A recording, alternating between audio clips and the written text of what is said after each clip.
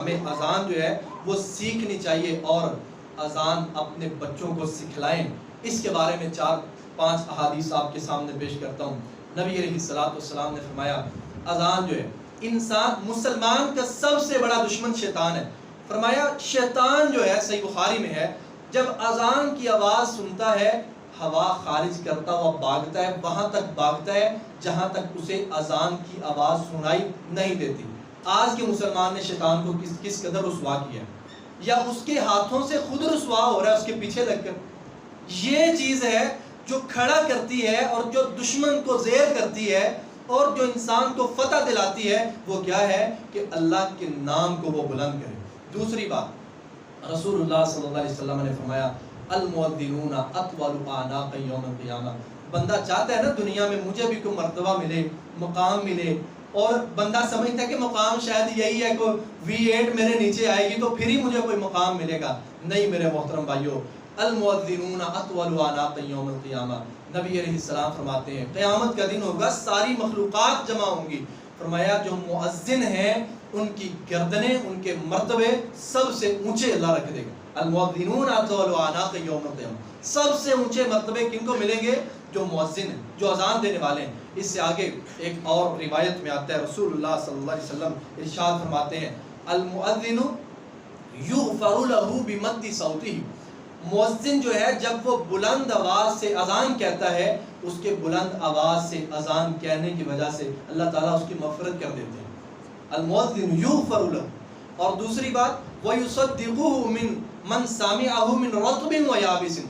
نبی علیہ السلام نے یہ بات جو ارشاد فرمایا کوئی بھی خشک چیز جو ہے اور کوئی بھی تر چیز جو ہے، یہ درخت بھی، یہ زمین بھی، یہ انسان بھی، یہ جنات بھی، حتیٰ کہ یہ جو حیوانات ہیں، یہ بھی کس کے حق میں قیامت کے دن تصدیق کریں گی اور گواہی دیں گی؟ جو اذان دینے والا ہے۔ نبی علیہ السلام فرماتے ہیں وَيُصَدِّقُهُ مَنْ سَمِعَهُ مِنْ رَطْبٍ وَيَابِسٍ۔ ہر خشک اور تر چیز جو ہے اذان دینے والے کے بارے میں قیامت والے دن گواہی دیں گی۔ اور تیسری بات نبی علیہ السلام نے فرمایا وَلَهُ أَجْرُ مِثْلِ صَلَّى مَعَهُ۔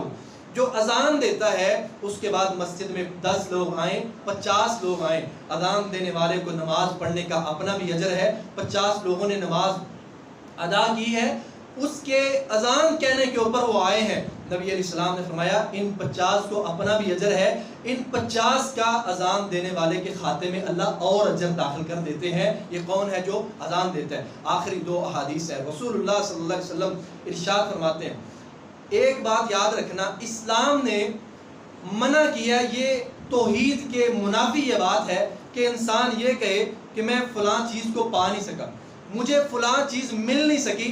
اسلام نے منع کیا، ایسی بات نہیں کرنی چاہیے کاش میں یہ کر لیتا، کاش میں وہ کر لیتا، کاش میں میرے ساتھ وہ آ جاتا تو ایسے ہو جاتا، کامیاب ہو جاتا۔ اسلام نے منع کیا بھائی آپ ایسی بات نہیں کر سکتے، مگر اسلام نے خود ان الفاظ کا چناؤ کیا ہے۔ کس مقام کے اوپر؟ رسول اللہ صلی اللہ علیہ وسلم نے خود اس لفظ کو اپنی زبان اقدس سے ارشاد فرمایا۔ آپ نے فرمایا لو یعلم الناس ما فی النداء والصف الاول، کاش کے لوگ جان لیتے کہ اذان دینے میں اجر کیا ہے، لآتوہما ولو حبوا، اگر ٹانگیں نہ ہوتی گھسٹ کے آنا پڑتا تو بندہ اذان دینے کے لیے مسجد میں آ جاتا، اگر اس کی ٹانگیں نہ ہوتی۔